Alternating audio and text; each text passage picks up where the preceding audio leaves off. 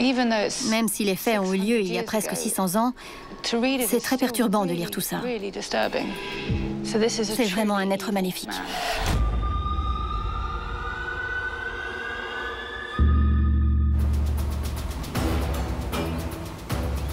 Je me rends dans l'un des nombreux châteaux de Gilles de Rais pour y rencontrer le professeur Mattei Kazaku. Mattei, bonjour, ça va? Bonjour Joe. Dans sa formidable biographie de Gilles de Rais, il s'appuie sur la psychologie moderne pour tenter d'expliquer son comportement. En particulier, cet aristocrate meurtrier a fait construire ici même une chapelle pour de jeunes choristes très talentueux.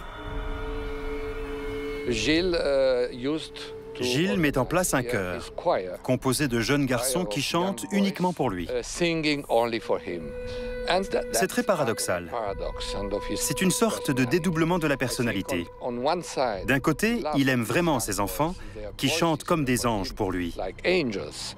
Mais d'un autre côté, il a pour habitude de tuer des garçons du même âge, entre 7 et 15 ans. On raconte que les serviteurs de Gilles ont brûlé les dépouilles de 30 ou 40 enfants ici même, avant de les jeter dans les douves du château. C'est terrible. De nos jours, est-ce que Gilles serait considéré comme un psychopathe? Pour le FBI et les spécialistes, oui. On parle d'un tueur en série organisé et d'un psychopathe.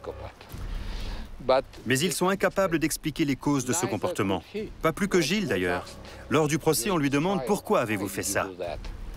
Et il répond « Il n'y a rien à comprendre, rien à expliquer. Je suis comme ça. » Et cette absence de raisonnement logique est typique de ce genre de maladie mentale.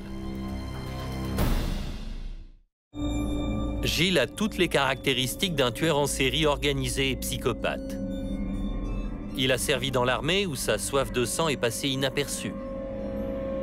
Les têtes d'enfants qu'il garde lui servent de trophée et il commet ses meurtres de manière préméditée et régulière.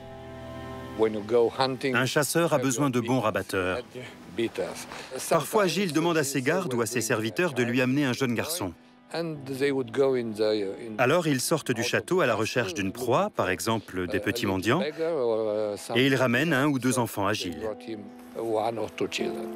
C'est déjà dangereux d'être tout-puissant, d'être au-dessus des lois, mais quand on est en plus un psychopathe, c'est inimaginable. C'est une terrible combinaison.